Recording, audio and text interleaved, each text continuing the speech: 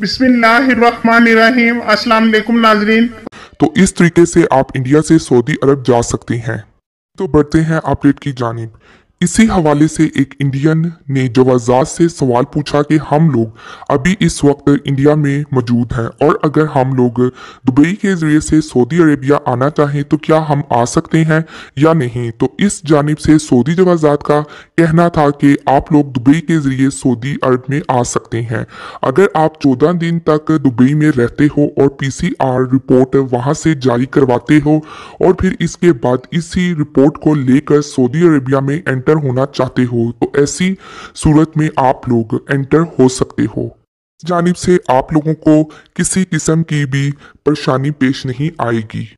के अलावा जिन लोगों का अभी वीज़ा वैलिड है यानी कि जिन अफराद का अभी अकामा वैलिड है तो अगर वो लोग सऊदी अरेबिया आना चाहते हैं दुबई के ज़रिए तो आप लोग आ सकते हो क्योंकि अभी बहुत लोग जो हैं वो दुबई के ज़रिए सऊदी अरेबिया में एंट्री कर रहे हैं तो आप लोग भी कर सकते हैं। तो अब आपको बता देती हूँ कि अगर आप लोग दुबई के रास्ते से सऊदी अरेबिया आते हैं तो आपका टोटल कितना खर्चा होगा।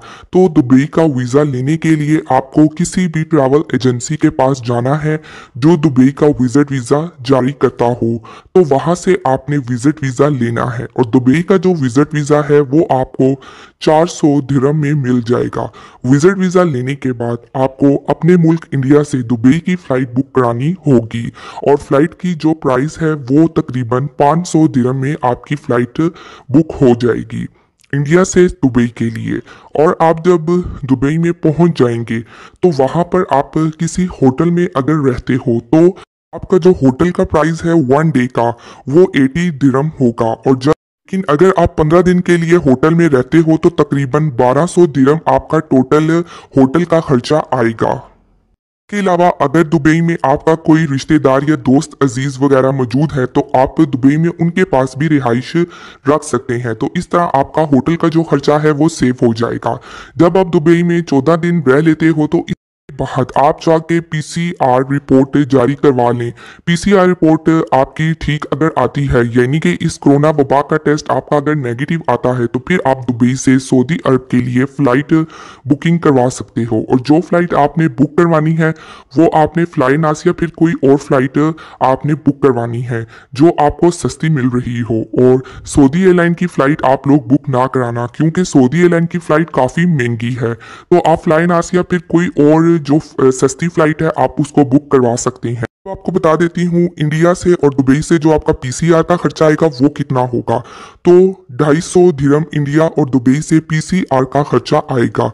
तो इस तरह आपका टोटल खर्चा जो बनता है वो तकरीबन 3350 दिरहम यानी कि इंडियन करेंसी में 67,000 बनते हैं। तो 67,000 रुपये में आप इंडिया से दुबई और दुबई से सऊदी अरब जा सकते हैं। ये खास वीडियो उन अफराद के लिए है, उन व्यूवर्स के लिए है जो हमसे पूछ रहे थे कि हमें कोई ऐसा तरीका बताया जाए जिससे हम इंडिया से सऊदी अरेबिया में जा सकते हैं। तो अब आप के तमाम डाउट्स क्लियर हो गए होंगे। और बात करेंगे 7 माह के बाद हरम मक्की में बाजमात नमाजों का आगाज।